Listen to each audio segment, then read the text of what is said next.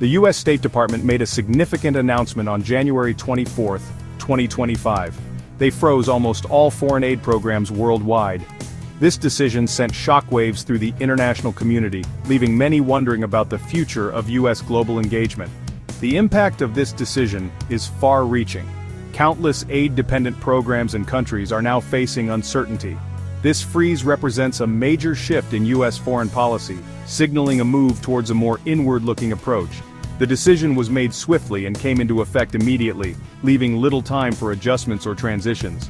This abrupt halt raises concerns about the stability and predictability of U.S. support for vulnerable populations around the world. The world now waits to see how this freeze will play out. Will it be a temporary measure, or a sign of things to come? The answer to this question has profound implications for global development, security, and humanitarian efforts. The coming weeks and months will be crucial in determining the lasting impact of this decision. The decision to freeze foreign aid stems from an executive order. President Donald Trump issued this order on January 20, 2025.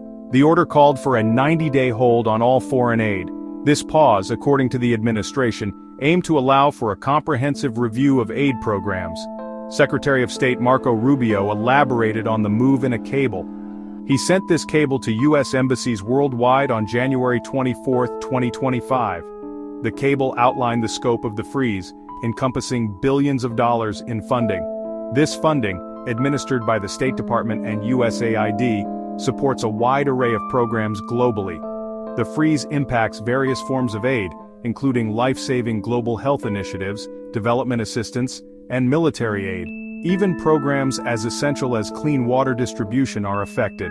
This sweeping approach underscores the administration's commitment to scrutinizing all aspects of U.S. foreign assistance. While the freeze on U.S. foreign aid is extensive, there are exceptions. These exceptions highlight the administration's priorities. Emergency food assistance programs remain untouched, suggesting a continued focus on addressing immediate humanitarian needs. Another key exception is foreign military financing, which will continue for two countries, Israel and Egypt.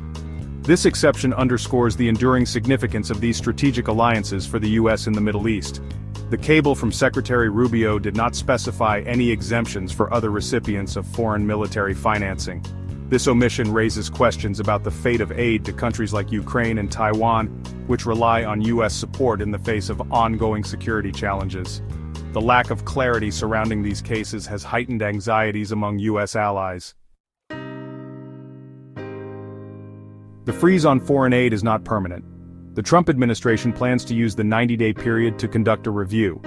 This review will assess all aid programs to ensure they align with President Trump's foreign policy agenda. The criteria for this review remain unclear. However, Secretary Rubio has stated that all U.S. spending must serve specific objectives to make America safer, stronger, and more prosperous.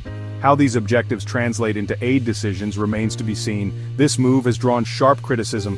Humanitarian organizations and Democratic lawmakers have voiced their concerns, arguing that the freeze will disproportionately harm vulnerable populations and damage U.S. interests abroad. The International Aid Society issued a stark warning, emphasizing that halting PEPFAR, the President's emergency plan for AIDS relief, would be catastrophic. This program provides antiretroviral treatment to over 20 million people worldwide. Interrupting this aid could have devastating consequences for global health.